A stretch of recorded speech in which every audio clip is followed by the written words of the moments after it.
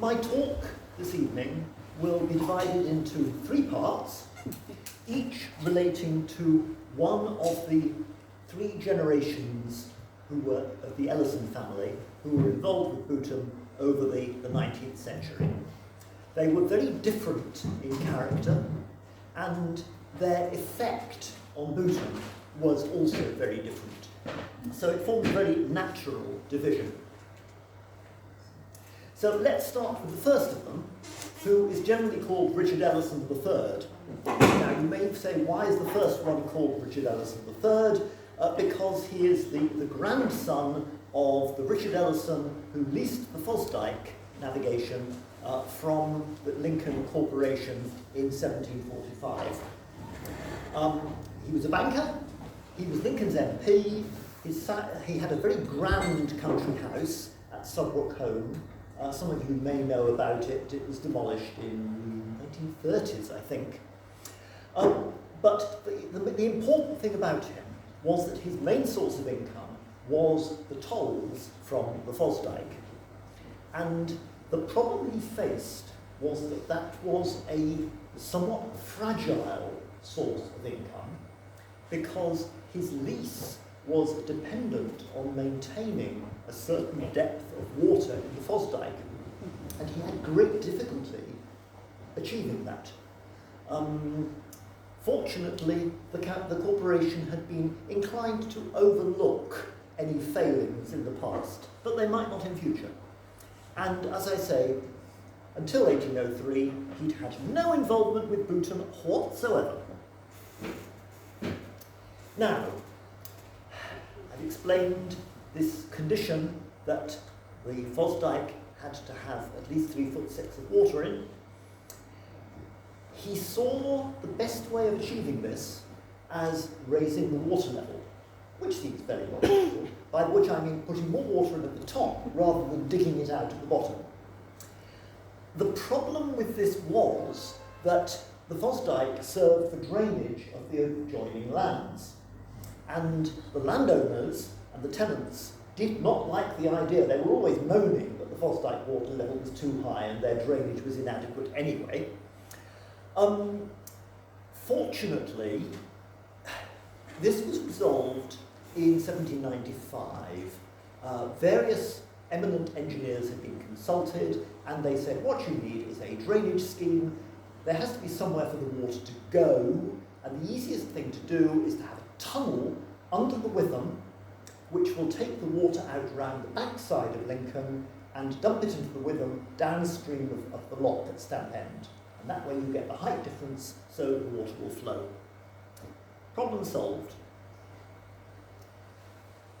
The trouble was that there was an expectation that the proprietors of the lands concerned would say, yes, we'll go ahead with this, we will establish a drainage trust, and which meant they had to get an Act of Parliament. The dog in the manger was a man called Thomas Boultham, who owned the whole parish of Boultham. He lived up at the north of the county, where the Trent flows into the Humber. There is his country house, really quite agreeable.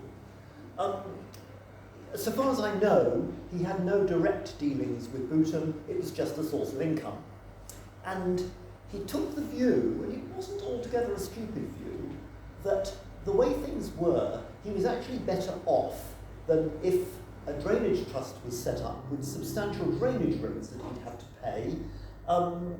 Would his land really raise that much more in rent? And he took the view, no, it wouldn't.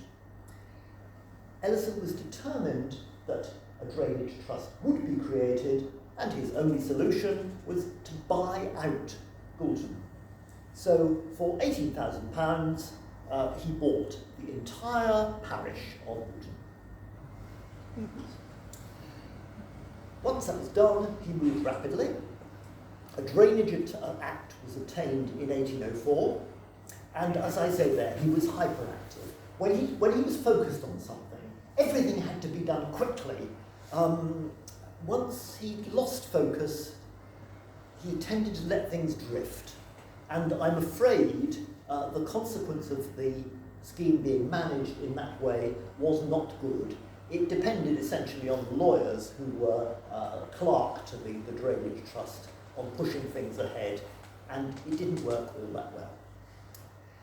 Meanwhile, he now owned Boultham, and he had not Boultham Hall as we understand it, but the predecessor, which was probably the old manor house, but it had been let as a farmhouse for many, many years. It was not a grand house in any way. And Ellison's solution to this involved a chap called John Thomas Bell, who was town clerk. Now, it will come as a shock to those of you involved with the council at the moment that being town clerk, which meant being chief executive of the council, was seen then as a part-time job for a lawyer. Bell had received a legacy, and he was thinking of retiring and devoting the rest of his life to hunting and shooting, or fishing and shooting, which he rather liked, and reading. He was a very intelligent man. Richard Ellison had a satisfactory relationship with Bell, which he wished to maintain, and more to the point, he wished Bell to continue to be town clerk. And so he persuaded Bell that it would be much better if he sort of semi-retired, that he would give up the tedious work, but he'd keep the more honourable things, like being town clerk. And on that basis, he would need a country house, but close to Lincoln. Boultham Hall would be ideal. And Ellison installed Bell at Boultham Hall rent-free, but with the condition that Bell would do the place up, and in return, he would have it rent-free for his life and for his widow's life. There were no children, so he didn't really care what happened when the two of them were dead. And Bell paid for a new front, and now, most of you, do you know where St Helens Church is, most of you? Yes. And you know where the hall was, obviously, between the hall and St Helens was effectively the main street of the village. And Bell turned one side of that street into his new front garden. You're thinking, cleared all these peasants away? Well, not really, because Boultham was so depopulated a village anyway. I think there were a couple of decayed buildings there that had to go, but that was about it. Now, Richard Ellison had a problem. He had 4 sons and a daughter. No, they weren't the problem. The daughter had already been taken care of. She'd married, she'd had an appropriate dower provided for her. So it was the 4 sons, really. And all 5 of those had been born when he was married to his first wife. They were born by his second wife. Okay. Morality was not too much of an issue at that date. The problem was that his father's will had left him the Fosdyke and Sudbrook home to him and the heirs of his body lawfully begotten. And in the absence of such heirs, they went to his younger brother, Henry, who lived at Beverley. There was no way those sons could count as heirs of his body lawfully begotten, I'm afraid. And his solution to this was effectively to stick his head in the sand. At one level, he knew it was going to be a problem. At another level, he just carried on. So the sons were sent to Eton, and then, in the case of 3 of them, to Christ Church, Oxford, where they fraternised with future statesmen, like Gladstone, who was at Christ Church at the same time as a couple of them. But they weren't going to be future statesmen. They weren't going to move in those circles because they didn't have the money to. Odd. So, what happened? Well, inevitably he died. His eldest son another Richard, of course. All the eldest sons in this family are called Richard. It's a real pain for the historian. The eldest son was at Oxford, but it looks as though his marriage to a member of a Staffordshire and Warwickshire gentry family was already in contemplation. The will of Richard III divided his assets because he didn't have Fosdyke to dispose of, he didn't have Suffolk Home, but anything he'd accumulated during his lifetime, he had free disposal of. And all these sums, he divided about equally between the sons. So effectively, they would all become remittance men. They would lose their links to London society, their direct links. And this was not something the family liked the idea of. So there seems to have been some sort of family conference that says, no, this is not what we're going to do. So the way they revised it, Richard, the eldest son, and his new bride, would get Boultham Hall. Slight problem here. John Thomas Bell himself is dead by now, but his widow is still in occupation. And so the solution there is to build a new house, or buy a new house, I'm not sure what came first, in Lincoln for her, and it was much more convenient for her. She could, of course, go out and visit all her friends much more easily than if she was living at Boultham. And that house actually is the core, or it survives within the county offices. So that dealt with Richard and his bride. Richard III had rented a grand house in London itself. He'd also rented a villa at Teddington, which served as a sort of weekend place for him. And so that was kept, and the widow moved there, and it also provided somewhere in London for the family. And then the younger sons, the idea was they would get an income paid for out of the revenue that came out of the estate at Boultham. The problem here was son number 3, who was determined that he was going to be a romantic poet. And he was insisted on going off to Florence in order to do that. And it looks as though he insisted on taking his share of the capital with him. So what happened here? Well, Richard was the squire, but he might look like the squire. In some ways, he was much more of an estate manager. He had to raise sufficient money to pay all these expenses and pay something to keep 2 of the younger sons living reasonably comfortably. Meanwhile, the house had been the sort of house which was suitable for a professional man. You have it there on the left, or at least you have the new front put on, that he put on the left. A 5-bay house, looks Georgian, front door in the middle, and it was like most Lincolnshire farmhouses. You went through the front door, there was a door on either side, and the staircase went straight up between walls in front of you. You didn't do that sort of thing in a proper country house. Besides, Ellison needed more accommodation. So Ellison put a 2nd story on the house, and if you look at the photograph on the right, you may just be able to make out there's a change in the colour of the brickwork between the 1st story and the 1st floor and the 2nd floor. He also put that front extension on with a porch and a couple of smallish rooms above. So you didn't go straight into the staircase as you would have otherwise. You had something which could be described as an entrance hall, stretching things just a little. He also created the beginnings of Boultham Park, and he created the lake. And if we want a date for it, there are bills, or at least there are entries in Pennell's ledger, which suggests this was happening shortly after his marriage, which is when you'd expect it to happen, the early 1830s.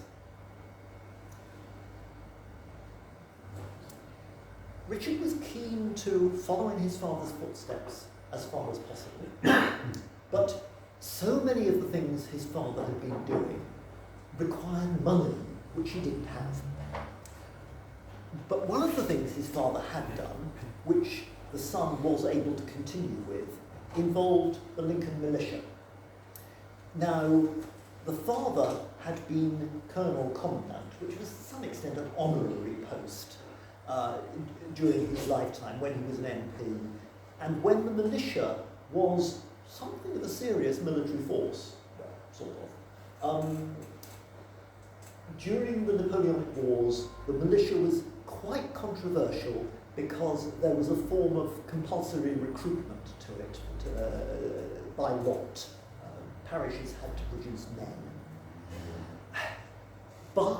This was abandoned at the end of the Napoleonic Wars.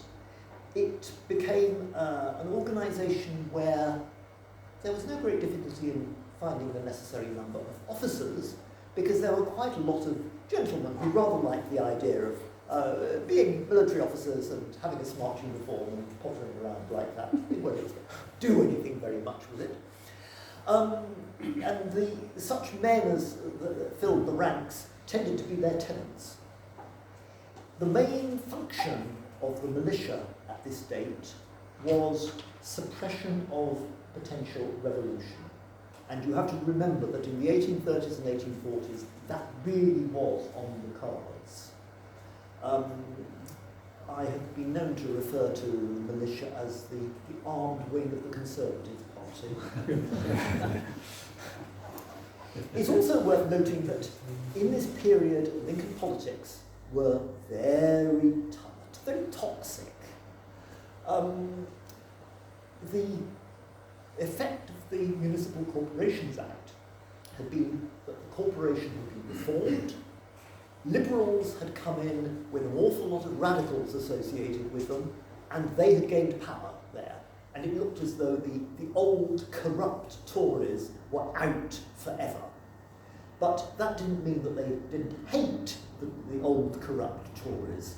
And Richard Ellison of Boultham was a figure close at hand who was seen as the embodiment of the old, corrupt Tories. And he tended to regard the radicals as being a very, very dodgy lot. And among the radicals was a man called Charles Seeley, who was going to be far more important as a politician than any of the Ellisons were. And there was an occasion in 1839 when Richard Ellison was effectively conducting an anti-poaching patrol, walking along the footpath along the edge of the Witham after dark. And he came across this character coming in the other direction.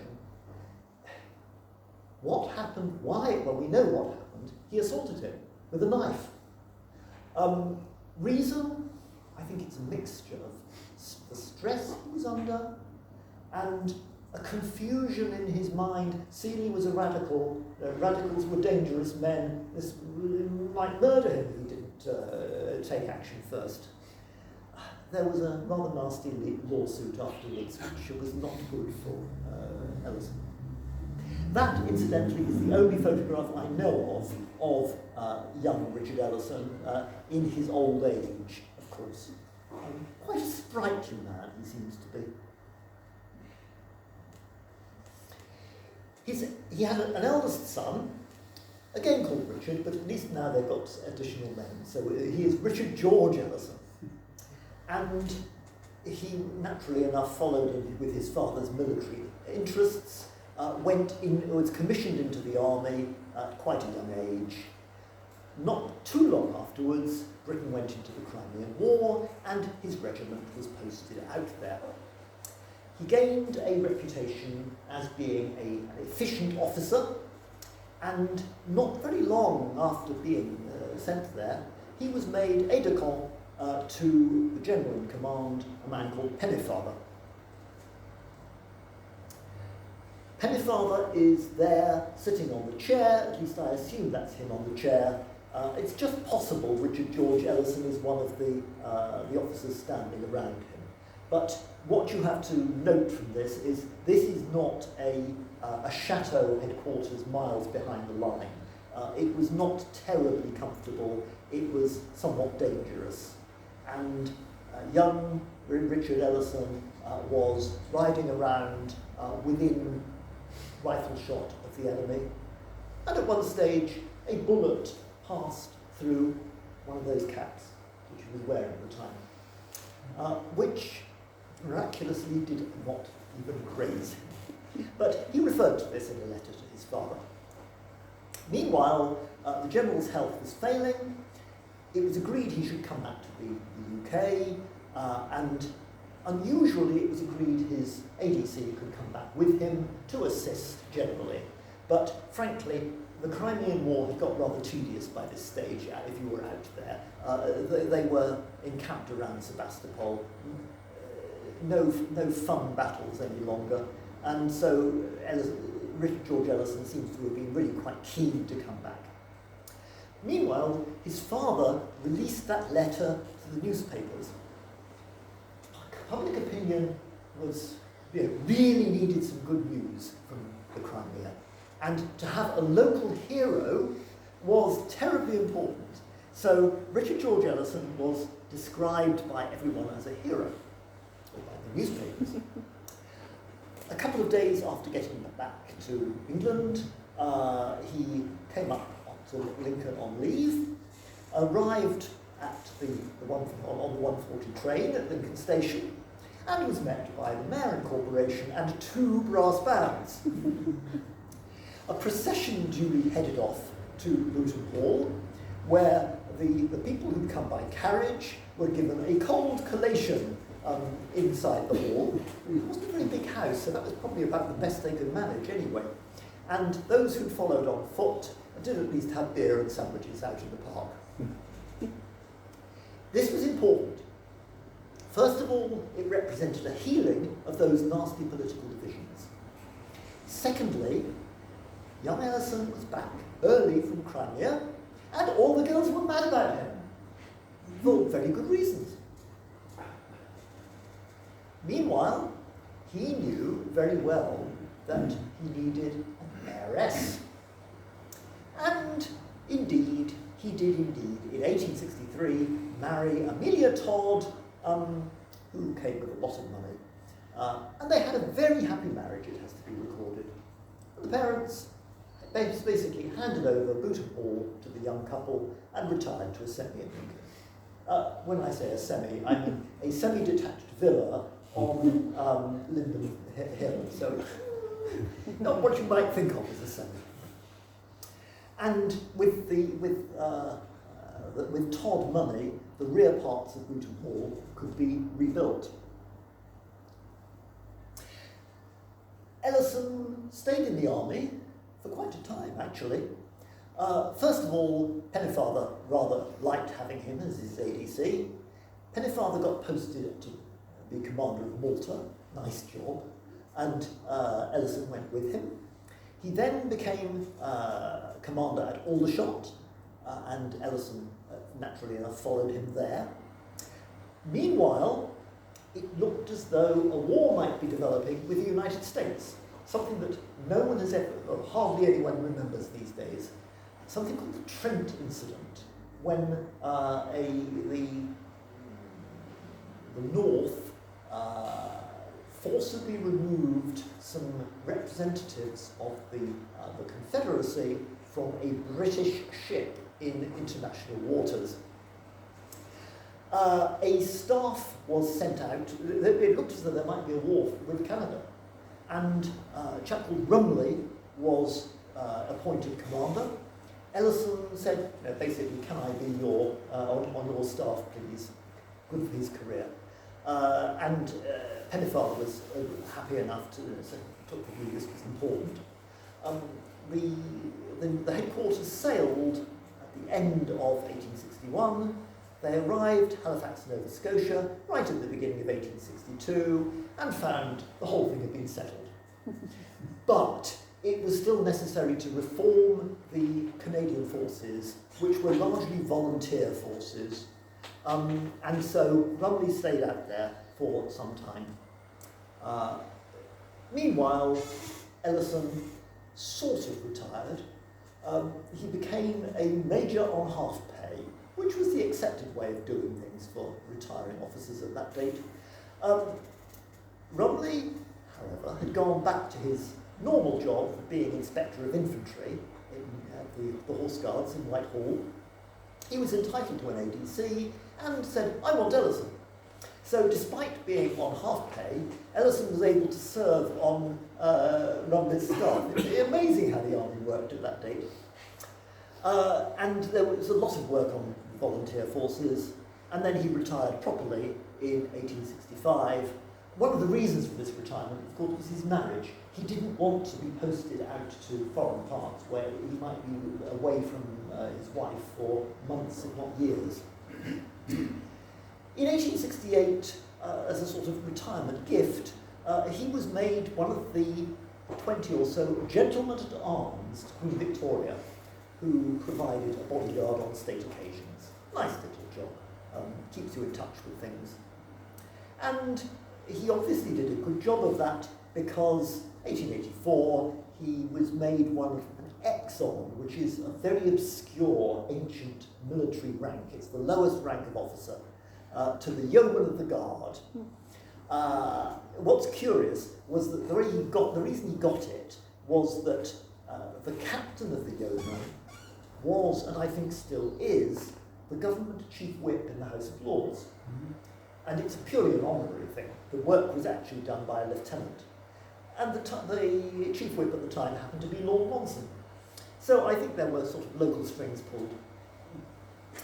And in due course, he was made a companion of the Victorian Order for his services, and was knighted shortly before his death.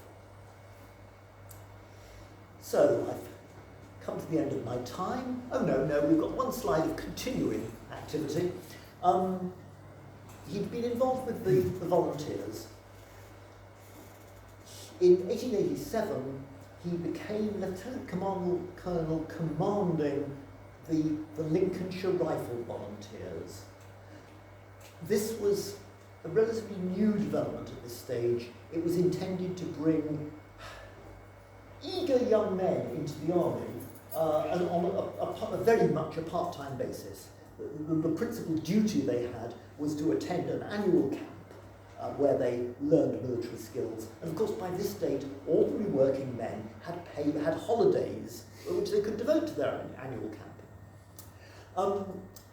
It was normally held at a country house somewhere or other, and the 1895 one actually took place here at Boultham Park, where it was clearly arranged to show off to the local, as much as possible, what a splendid organisation the volunteer force was. There was a firework display, etc. And then the following year he retired, possibly because he'd fallen out with the War Office, and was made an honorary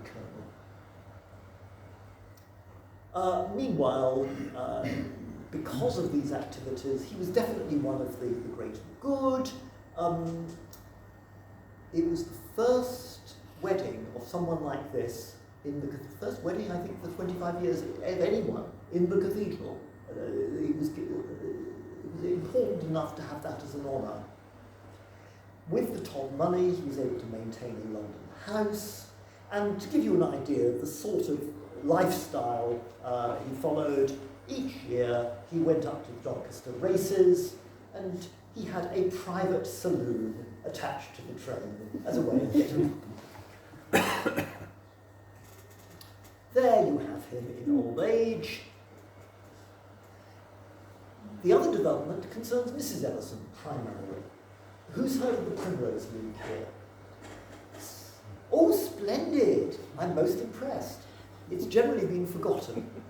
Now, it was a very effective conservative grassroots organisation. And one of the things it went in for was giving people fancy titles.